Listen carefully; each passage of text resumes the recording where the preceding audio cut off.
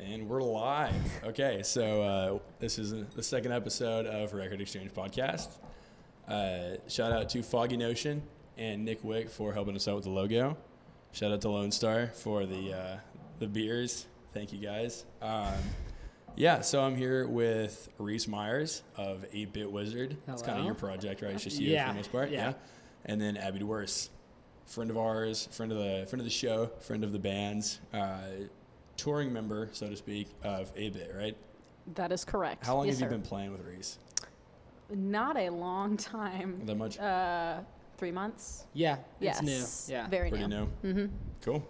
Yeah. Introduce yourselves, I guess. Tell us about you. Okay. I am Reece. I play an 8BIT, as you know, and I just kind of write the songs and record them by myself, and I've been doing it since 2017, 16 maybe. And yeah, I'm a student as well. UT, right? No, I am at actually right now Weatherford College in the Fort Worth area. Okay. Yeah, that's right. You moved home. Yep, and then I'll be back at Texas State in the spring, hopefully, but I'll be living in Austin and just making the drive every day, like 30-minute drive. So yeah, so that's me. Yeah, awesome. That rocks. I am Abigail Dewerse. Yes, I play keys for Reece. I was buying a cassette tape from him and was talking about my own piano solo project, and he went, "You play keys?" And I said, "Yes, I do." And so now I play with 8BIT, which is awesome. Yes, I will be a freshman, I guess, in college of an undetermined place. So yeah. Awesome. Yeah. So from what I understand, the keys that you play are a little bit different than like your typical Austin band. Like you like to do not quite classical, but kind of like. Yeah, I don't really I don't really have a precise label on it for sure. I thought of it when I heard it. I thought of like the like Alex G cuts in the middle of the record. That's like the piano cuts that like they are kind of classical, but like just kind of like dreamy, and you get lost in them. And I didn't know. I hadn't heard it before I met her, and we were talking about piano, and then I listened to it, and I was like, okay, well, that is perfect. Aww, make me blush. Yeah, good. But yeah, Abby is a pleasure to have in the band. Sick, Fits right in with the other 3 guys. 4 guys and Abby. I love them so much. Yeah. It's so much fun. It's a good group. Yeah. Good group of dudes for sure. Yeah. How did you kind of come up with the band you have right now? Which is kind of dispersing, right? A little bit because you're moving home. Yeah. Well, not really. Like everyone's staying in. It's kind of like the shows are less frequent. But so I got Jackson Shaver on bass, who just met through mutual friends, and he's a really just solid guy. And I knew he played in Neighbor Susan. He played bass, and then I eventually just like needed a bass player, and we were friends, so it just made sense to ask him. Why And not? he was down, and then and Abby was friends with him for a while before too. And then Matt is the oldest, like he's been in the band the longest out of anyone. And I met him before I moved to Austin. I was visiting for a Dayglow show, and Sloan introduced me to Matt at a party at my friend's girlfriend's house. And I guess my friend's house. I'm friends with her. At the time, my friend's girlfriend's house. But I met him, and eventually just like knew he was really good at guitar, and I don't remember exactly when I asked him, but he played. And then McLean that plays drums, and he was the guitarist in Neighbor Susan, and now his project Punty, we're on the same like DIY label, and so that's the band. They're just like it kind of shifts around every now and then. It hasn't yet with this group. Like, everyone's been here for a few shows. But, like, every now and then someone won't be able to make it. So I'll, like, find a quick filler. But I like to keep the same group of people for as long as I can, just because it's fun. And they do, like, the shows are different than the recordings are. Like, I mean, you've seen us. Like, it sounds different because everyone brings their own spin. It goes a lot harder. Yeah, it goes. It's less soft. I'll tell you what, I got knocked on my ass at y'all's concert. Really? Yeah, it was in Austin. It was at a place called 21st Co-op. And that one was so fun. It was a lot of fun. Yeah, I saw both of y'all there. And it was like, so for Rococo, it was high energy for sure. Yeah, as always. But when y'all started, it got a little more punk. Yeah.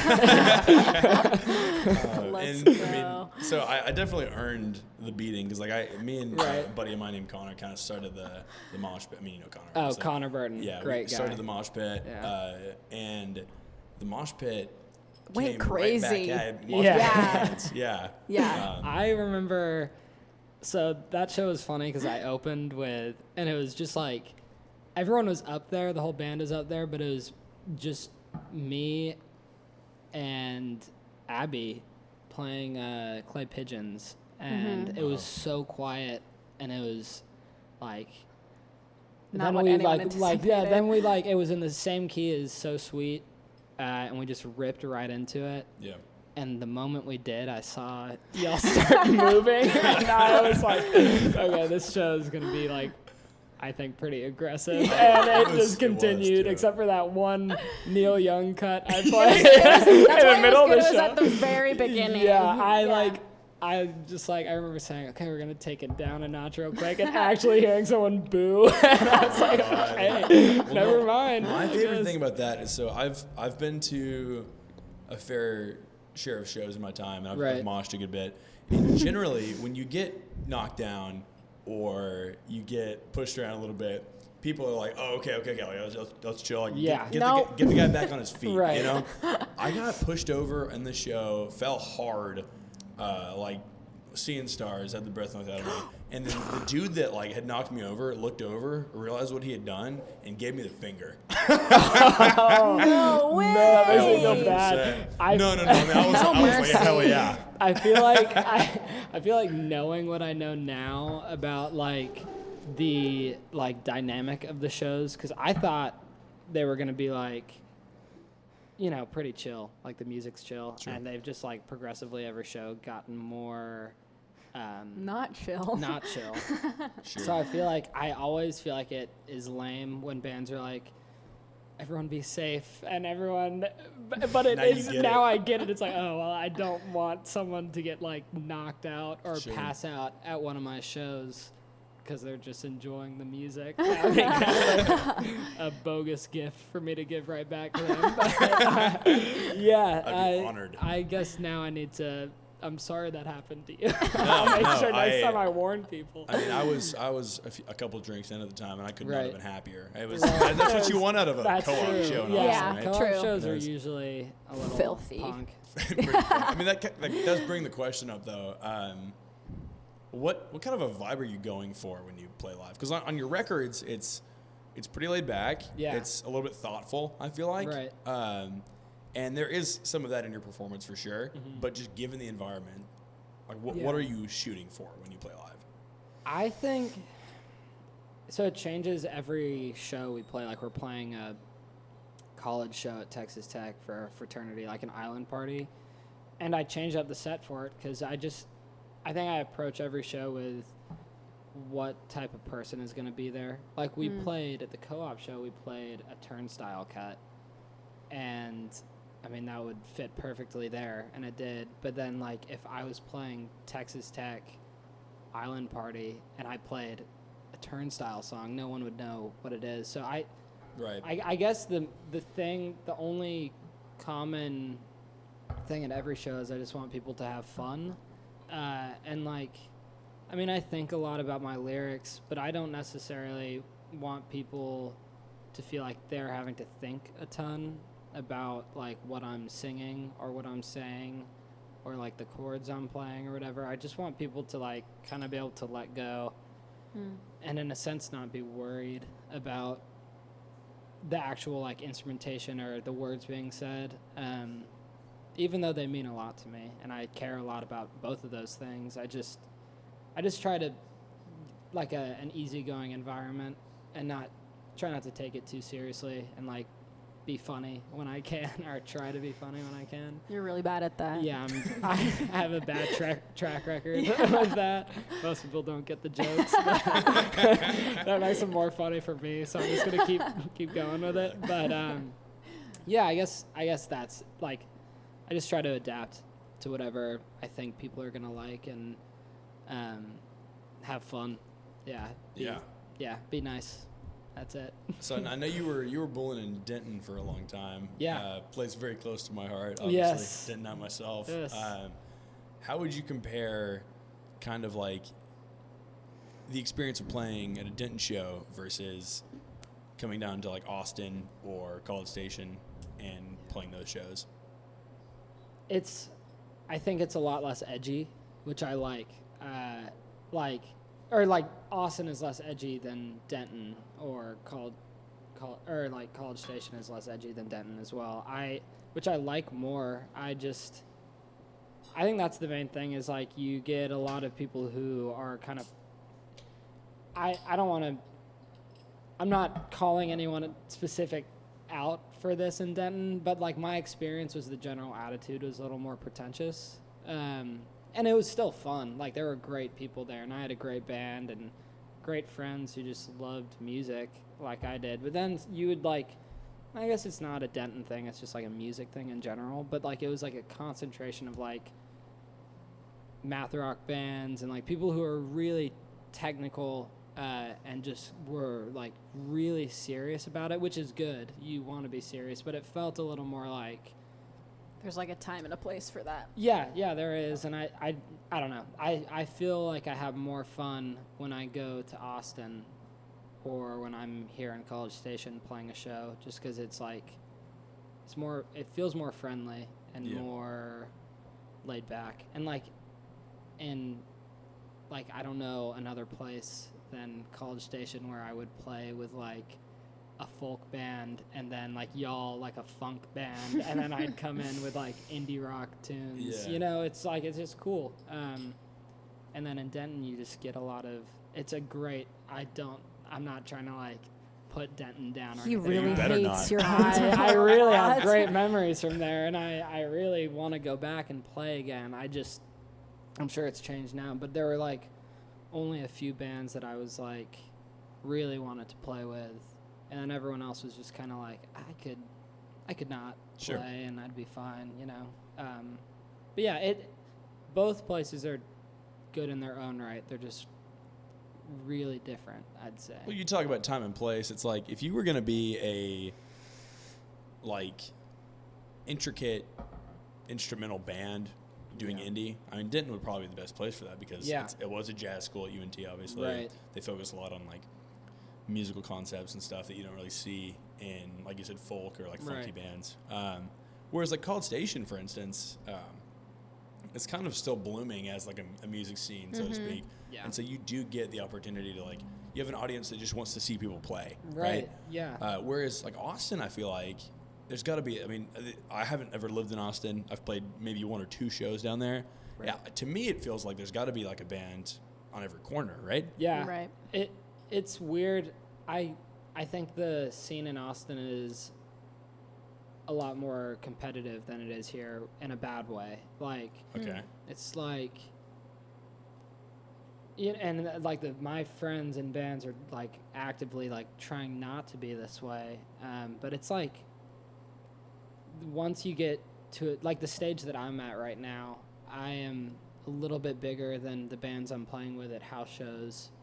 And a little bit smaller than the bands playing venues in Austin.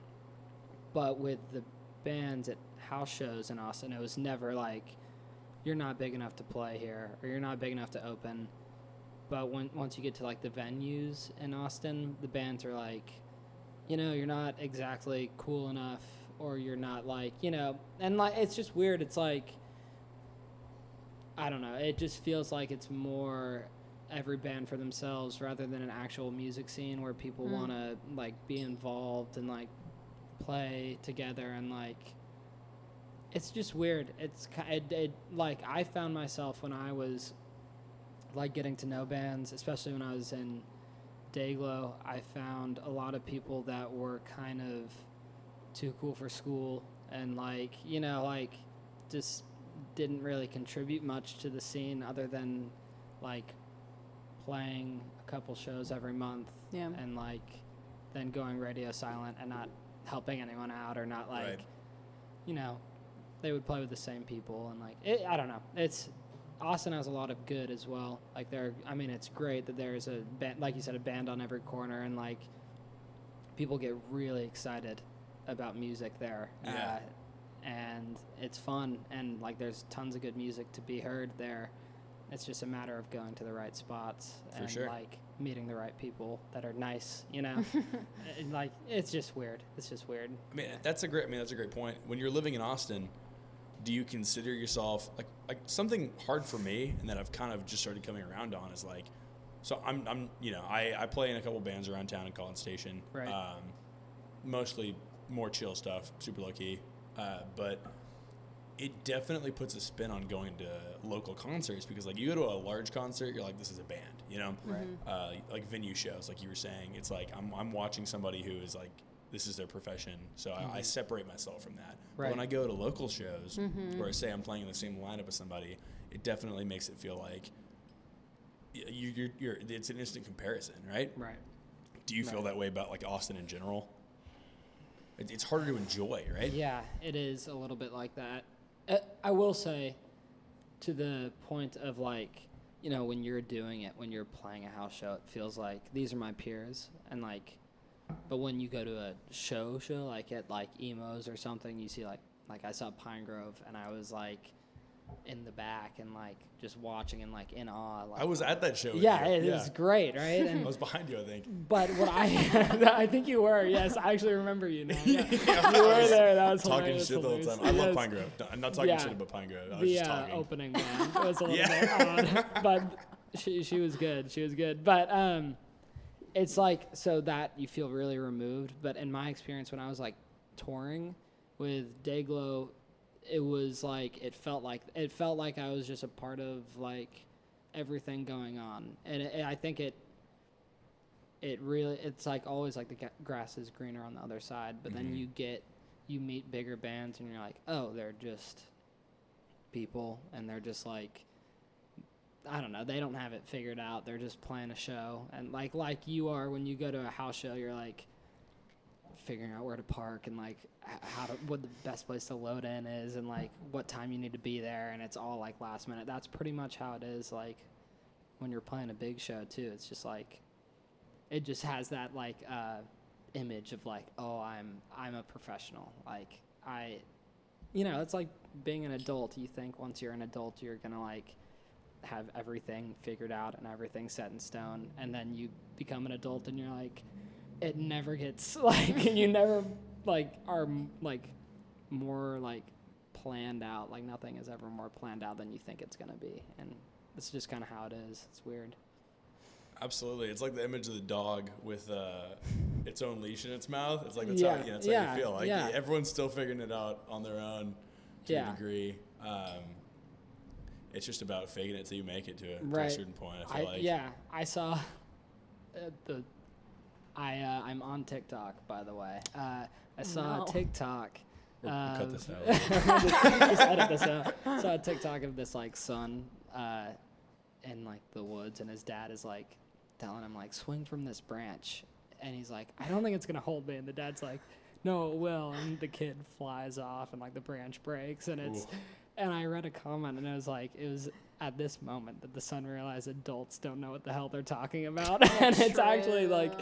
It's just so true. No one ever knows what they're doing or what they're talking about. It's just like you said, fake it till you make it. Man. And eventually something will work. Hopefully. Yeah. Man. Wow.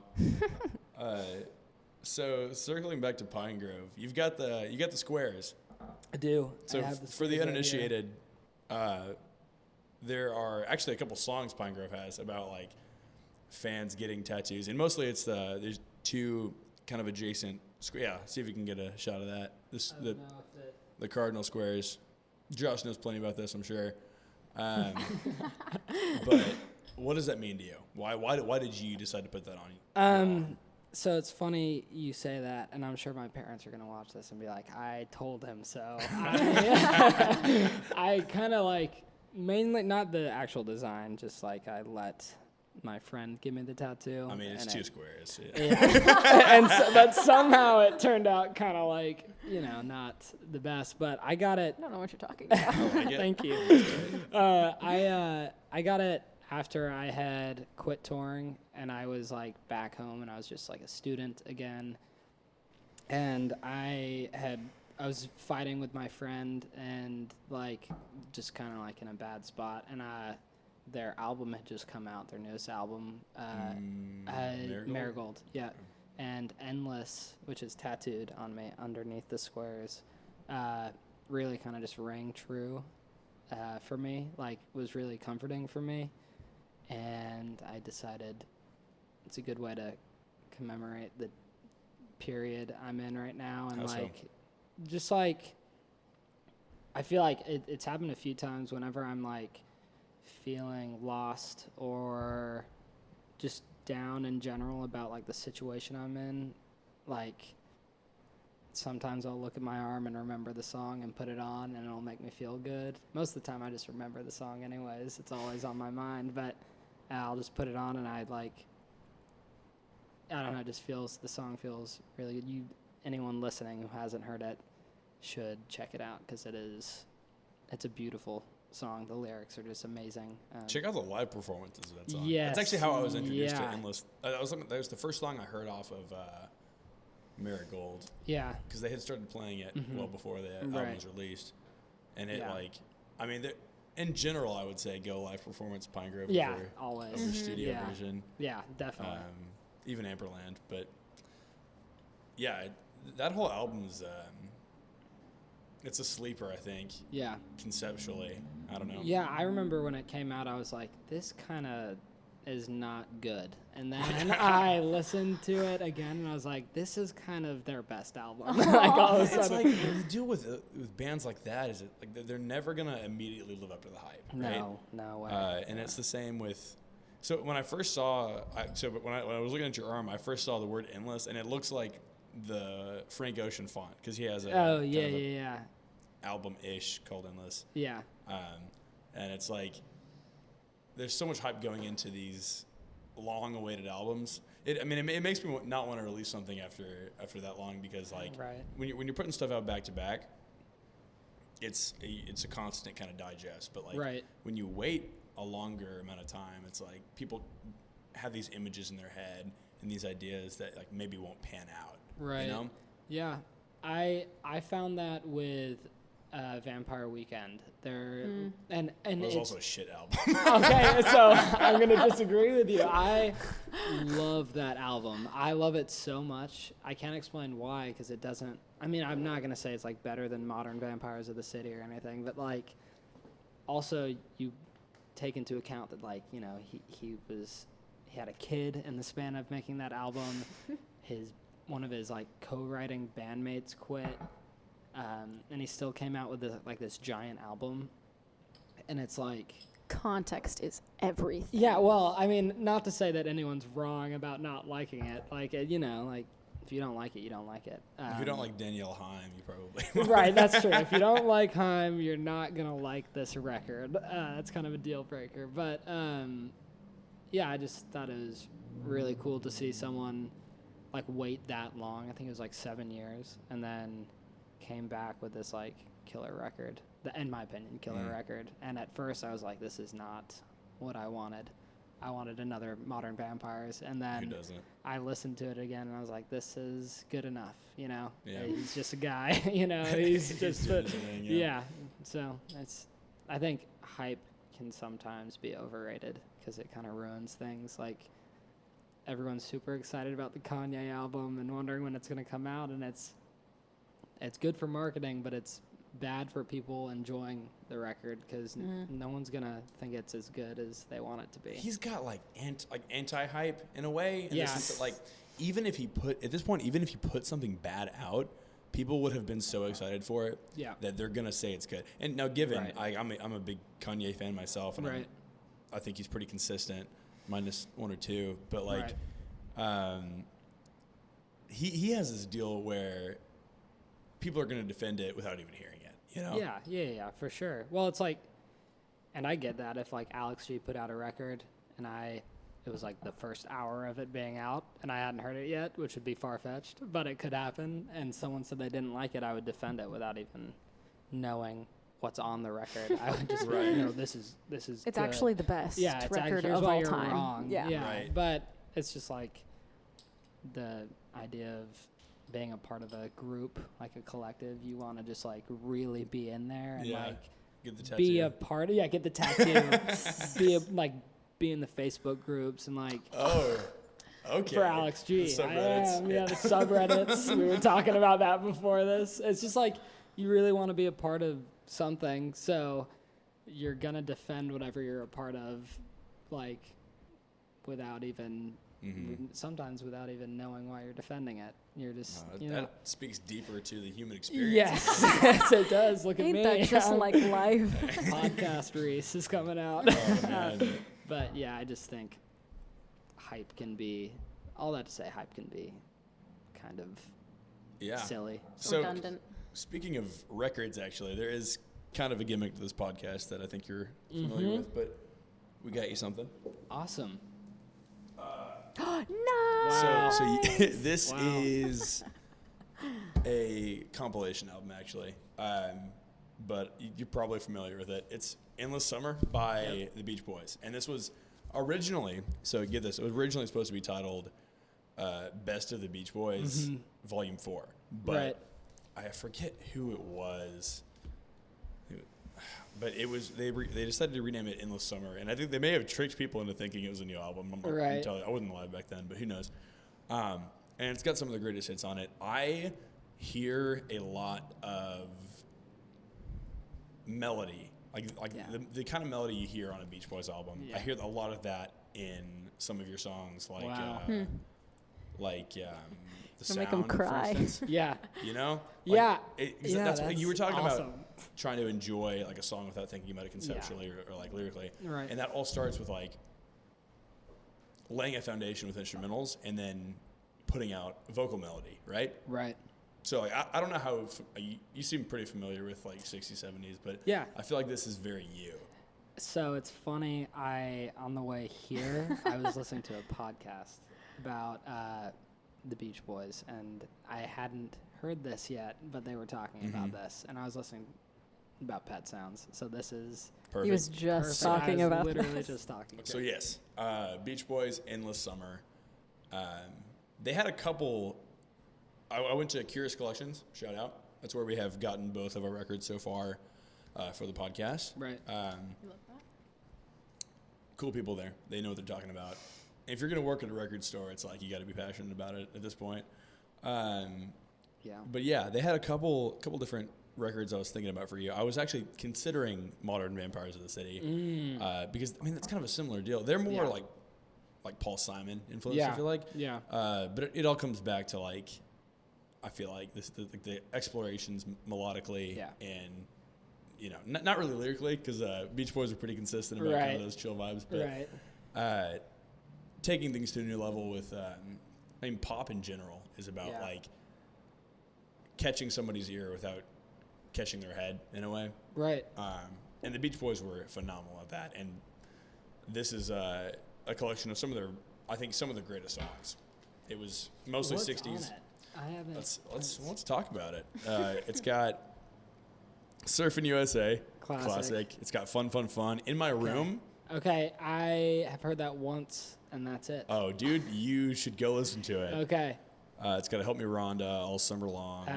It's actually a double album, so it's got a lot of content on there. Nice. I hope you go home and listen to it. I'm going to listen to this probably like 3 times. I hope you do. And by the way, I was shocked that they had it, but this is actually an original pressing.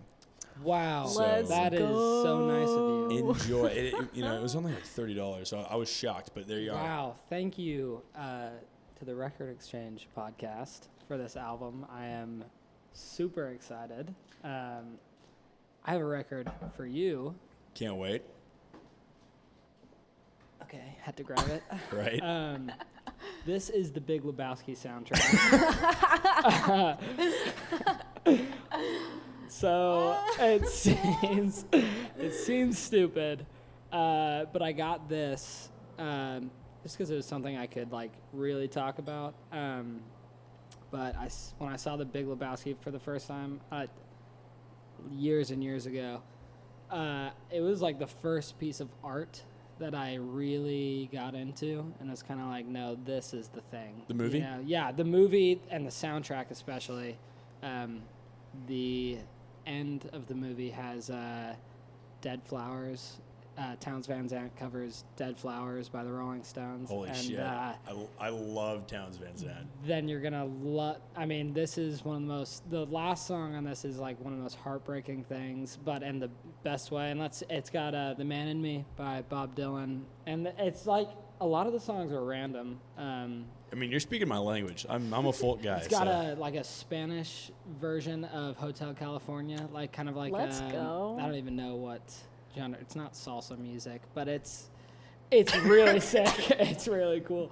But this is, I saw this and I was trying to find a record to bring, and I saw this in Waterloo, and I was trying to find Harvest by Neil Young, because that also a great album, yeah. like is huge for me. But I saw this and I knew this would be something that is just very influential for me in a really weird way. But the movie is just like, it's amazing. Man, I love this. I'll tell you what, though. I've seen half an hour of Big Lebowski, and then I passed out. Not because it was boring. It's great. It's a great film. I love Jeff Bridges. Huge fan of Jeff Bridges. I was just intoxicated. Yeah. It's a good way to watch the movie. Like, we got Costello on here. We got Nina Simone. Yeah. One thing I will say is soundtracks are very, very underrated when it comes to music. I found, I guess this is a different type of soundtrack, but I, for a little bit, and I've done a soundtrack once, but they are such a good way to get like a release, like as a musician, because you're not worried about like telling your own story. Like you have a story and you're just supposed to play into it, and it is so fun. Like, I mean, oh my gosh, if I could curate a soundtrack for a movie too, especially like pick out songs, I think I would be phenomenal. The best soundtracker. I'll put you on the spot here. If you could soundtrack a movie, like any movie, what would it be? Any movie. Probably Ice Age. Actually, yeah. That could have used a better soundtrack. I was going to say. They have Send Me On My Way by Rusted Root Gun for it, and then nothing else. I would soundtrack Ice Age. I would also soundtrack, I'm trying to think, out of the Tarantino movies that I would want to soundtrack, which one I would want to. I think, because they already have amazing soundtracks. I think I'd want to do Once Upon a Time in Hollywood. You dude. Okay, I will fight you on this. You cannot replace a single song in that movie. It's perfect. I could find a way to put Street Fighting Man by the Rolling Stones in there. I could find They've a way. already got, okay, so they already have a Rolling Stones song on that sound. Two is great. Two is great. They've got Out of Time, which the original version of Out of Time is one of my favorite Rolling Stones songs, and it's at the perfect point in the movie. But okay, hear me out. I'm hearing you. Yeah, what point in the movie would you put that in? I think I would replace the end scene. If you haven't seen the movie at this point, you are silly, so I'm gonna spoil it. The giant fight scene. You're talking about, okay, so by the way, go ahead. Okay. So I'm gonna fight you on this. He's gonna one. lunge the across giant the fight table. scene the song is amazing. And I'm not Keep even Me Hanging saying, On by the Vanilla Supremes. I'm not even saying that the soundtrack needs to change. I'm saying if I were given the opportunity to soundtrack a movie, I love it so much that I'd want to do Once Upon a Time in Hollywood. It's my favorite Tarantino movie. Mine as well, actually. Yeah, it's so good. But I would put Street Fighting Man in the fight scene because it is so good and so catchy and so just like punk in a weird way. But like, I don't know. It's just, I think it's the way it's mixed. It's like really lo-fi, and I think I would do that. Yeah. But I don't, maybe I'd put a Beatles song in there somewhere because it's the 60s and, you know, yeah. I feel like the Beatles are the least LA part of the 60s. Laurel Canyon, though, like you hear stories when like Sgt. Pepper came out and like you just like people would walk around and hear that album being played because every musician in Laurel Canyon went and bought the album and played it, like bought it on like Friday so they could play it for their like parties on Saturday.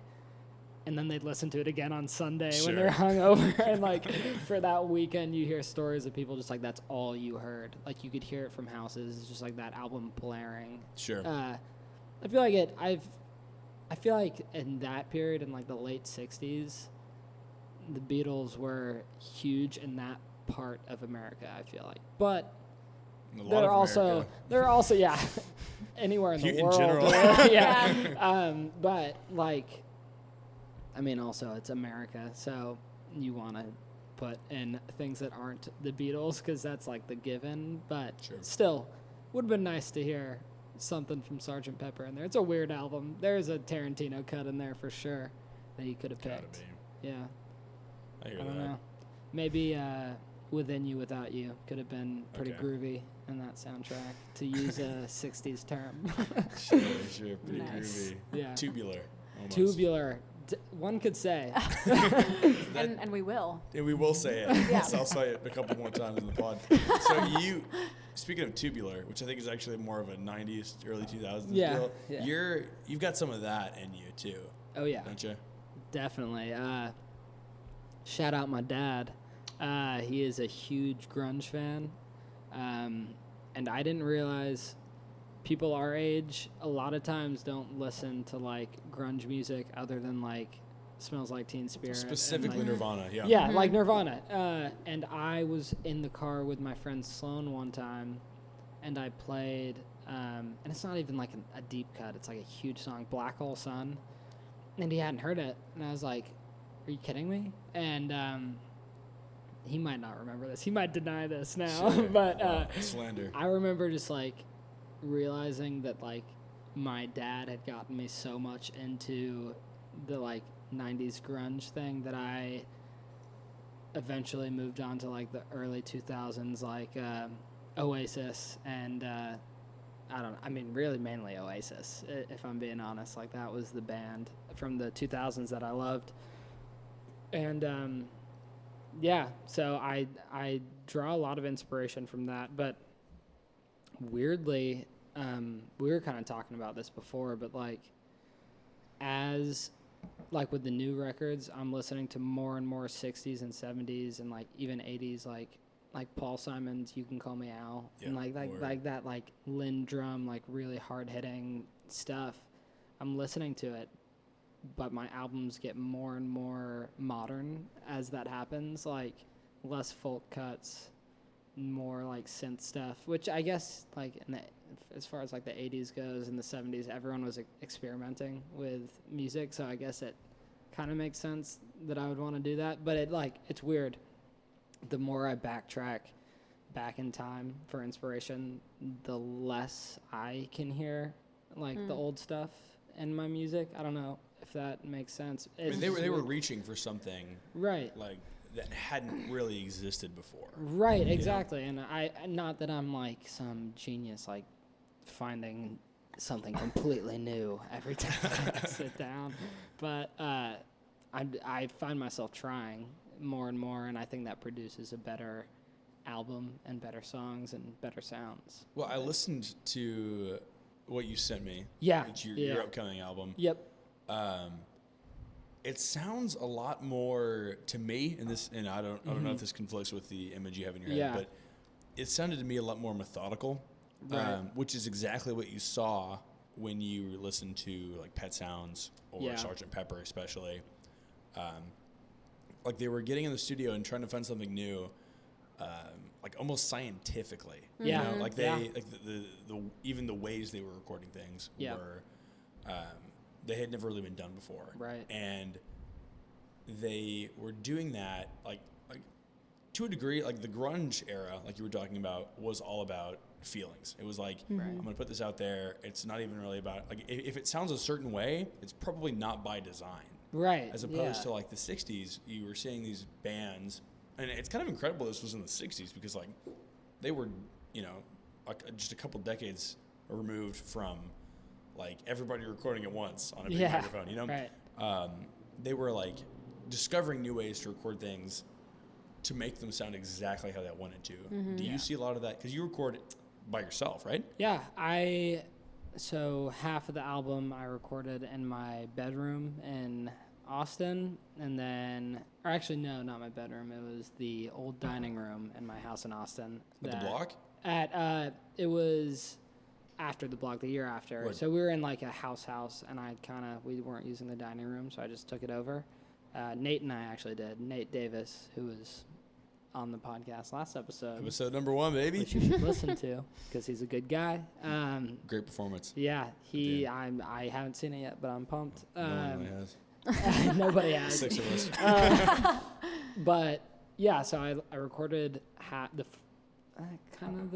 most of the first half there, and then I went home and in my attic recorded the second half, and you can definitely hear like the changes in what I wanted to do. But I did find myself like wanting to stick to a certain theme, lyrically especially.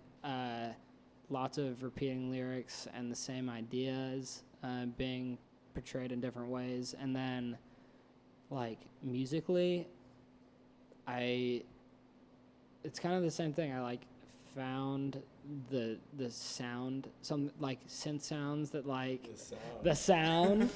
I found like something that like I thought emotionally fit, and then I also, you know, obviously enjoyed the actual sound of the synth or the like guitar EQ I was doing, and I kind of stuck with it. And actually, like the drums are a huge thing.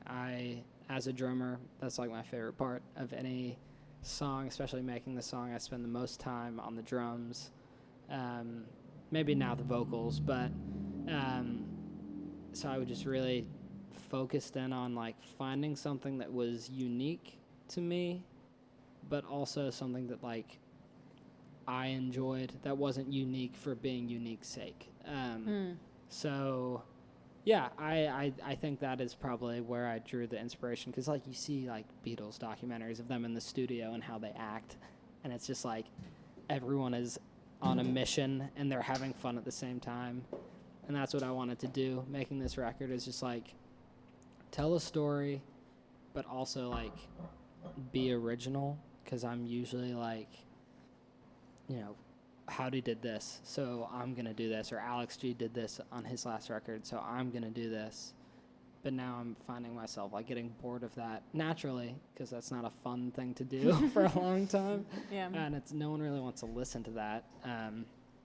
But yeah, so I definitely found myself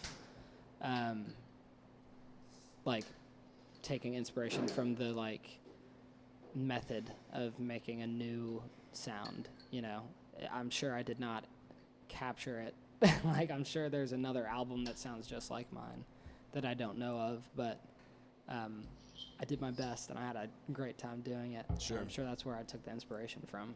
Yeah. Speaking to kind of what you were talking about is like, so how do you did this, you know, so-and-so. I mean, the reason generally I feel like people do that is because, like, okay, it worked for them. I want listeners. You need ears, obviously. Right. Maybe it'll work for me. Right. Do you, when you're recording and writing songs, do you think a lot about how people will receive it, or do you think a lot about, like, I'm Reece Myers, here's what I want to put out? Right. It would sound cool to say that I don't think about it. You know, it Right. sound really cool, but I do think about it. Less now.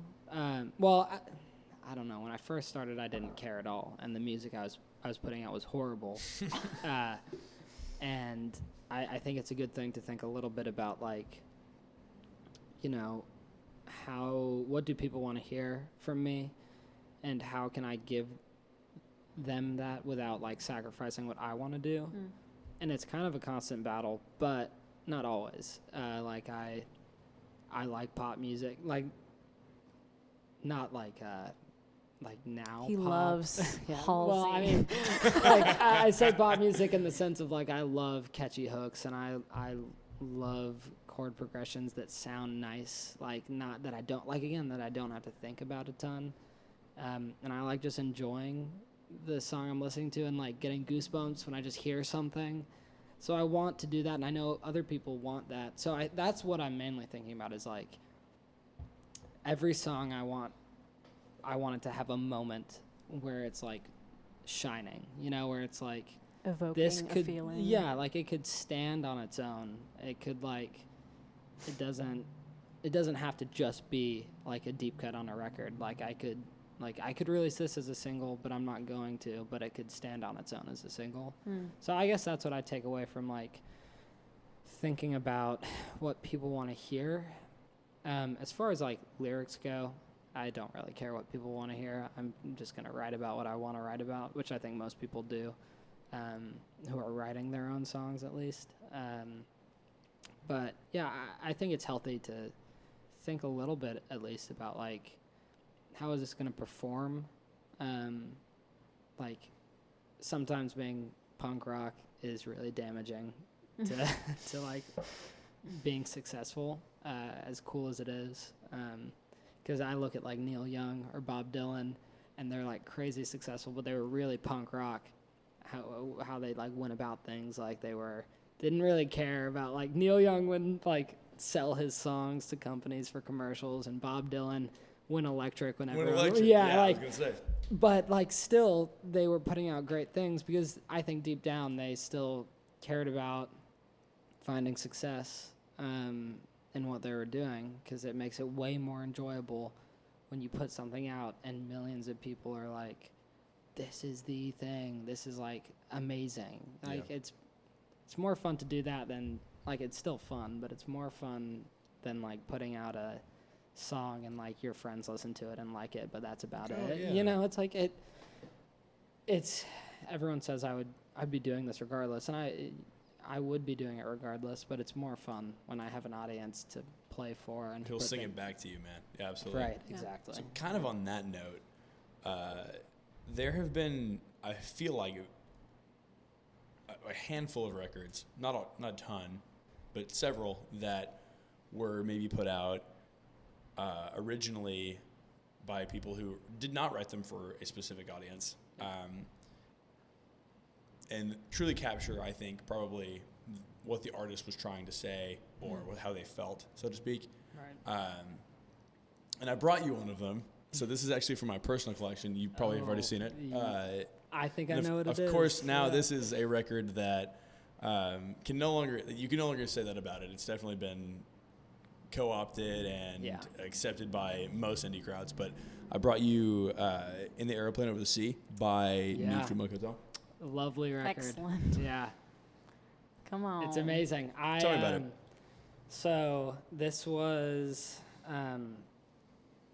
my introduction into, like, experimental lo-fi music, where people weren't recording with the best mics, or were purposely Shit mics. Yeah, or, like, purposely, like, diluting the sound to be bad, but it was still so And the good. performance is borderline, like, non-performance. Right, yeah, exactly. It's like, this made it onto a record, but it is so good. And I heard this, it must have been like 2015 or so, right before okay, so this record, I heard it, and I thought, I was playing guitar a little and playing drums mainly, and I was playing in a band, and I was like, I can write a song I can do this. They can do it. Yeah, if, like Jeff this is, Mangum. and this is like at the time, this was like it's my favorite album of all time. I like read a book about it. I like poured into it and just like knew everything about it and was like, you should see the book I have about it. I haven't opened it in years, but I have like notes like, okay, this is the mic to get,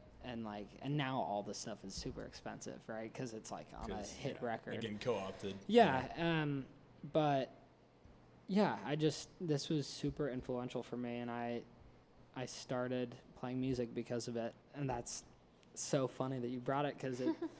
Yeah, I mean, I remember this image from online. Yep. That's so funny. Yeah, this is a phenomenal record. It's somewhat of a meme now for a lot of people. So I'm trying not to play into the meme, but it's hard not to because it is it's a really solid record that like kind of was groundbreaking, as cheesy surreal, as it is to say. It like shaped indie music. Like definitely wouldn't hear Alex G if it weren't for this record, and you wouldn't hear half of the indie artists you hear today would not sound the same if it weren't for this record. So yeah, I mean, I don't know what else to say about it other than it really shaped how I listened to music and how I thought making a record should go. And I'm really glad it exists because it makes making music way more fun. So kind of the reason I picked that one is because like there is a huge dichotomy, I feel like, in kind of the modern wave of alternative indie, what have you. Right. And that dichotomy, I think, rests pretty solidly on bands like the Beach Boys, and then also bands like Neutral Milk Hotel. Right. You have people who are playing for the radio. And when I say dichotomy, I'm not even talking about like you have this band and that band. I'm talking about the bands themselves are split between, ear-catching melodies and pop chord progressions. Yeah. And then you want something that speaks deeply to, again, that kind of human experience, right? Mm-hmm. Like this record is one of my favorites as well. Again, it's a meme for sure. Right. Call me a soul boy, but but it speaks deeply to things that you don't hear on the radio necessarily. Yeah. And like it strikes you in a way that is a lot deeper than, like your 1-4-5 patterns, right? It's like these things, like, and the performance of his vocals is, again, kind of surreal, jarring. Almost. Yeah, it's like it's almost unpleasant at times. Yeah, and that's kind of why you like it. It's like hot sauce. Yeah, exactly. It hurts a little bit, but you really cannot stop eating it. Yeah, that's right. Yeah, I think the thing about this record is when I first started, like I was saying, I didn't care about what people thought, so I was just going far, far to the side of like just being weird and doing what I wanted to do and like unconventional. Yeah, right. Like pitching everything up and then pitching everything down and then like playing out of tune on purpose and just like stupid stuff that like I wanted to do. And then I heard, honestly, the Talking Heads is what I heard, and I was like, okay, this is the polar opposite, but in a weird way, kind of the same, because they're like doing weird stuff, but like the songs are amazing and super catchy, and you can't get them out of your head. And I just kind of wanted to like meet somewhere in the middle where I was still like the instruments are weird and like the production is weird, but the songs are really like catchy. Mm-hmm. And that's what I try to do in every song, is like have a catchy melody and like, but still be weird, because it's fun. It's really fun to be weird. But yeah, I mean, this record is like even more so than the Big Lebowski. That was the first piece of art that I liked, but this was the first album where I was like, I can do this. If they do it, if they like pulled this off, I can pull it off too. And which is such a cocky thing, because I could not pull it off like they can. I think you're pulling it off. Thank you. But yeah, this record is just like, it's very important to me. It's one of the first records I ever bought, and it sits on my shelf, and now I get it in a more meaningful way because I didn't buy it. It was given to me by a dear friend, and it means a lot to me. Well, I've had that record for a while, and I wanted to give it to you because I do catch a lot of the kind of weird vibes out of what you put out. Right. I bought that record. I think my mom actually bought it for me at a Barnes and Noble. That's where I got mine. And she bought it for me, and then on the way home, I was playing her these songs, like King of Carrot Flowers. Yeah. And she was hearing lyrics about, like, I think the lyric was something vaguely sexual, which is the whole album. The whole album. And she was like, did I just buy that for my son? Yeah. So funny enough, my family layout is like my oldest brother got me into metal. The other older brother got me into like alternative, and then my mom got me into 60s and 70s, like the Beatles and stuff, like the classic great stuff. And her side of the family got me into all that.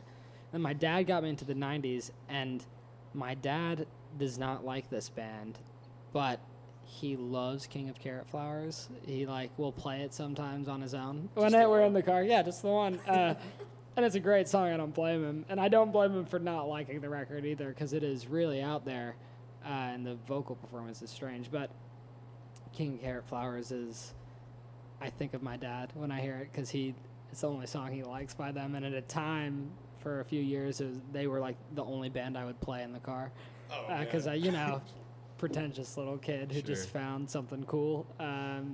But yeah, it brings back a lot of memories, and like I can picture myself in the room I was in when I heard it. Yeah. And when I downloaded GarageBand on my phone and recorded on my phone through my earphones, and like that's right.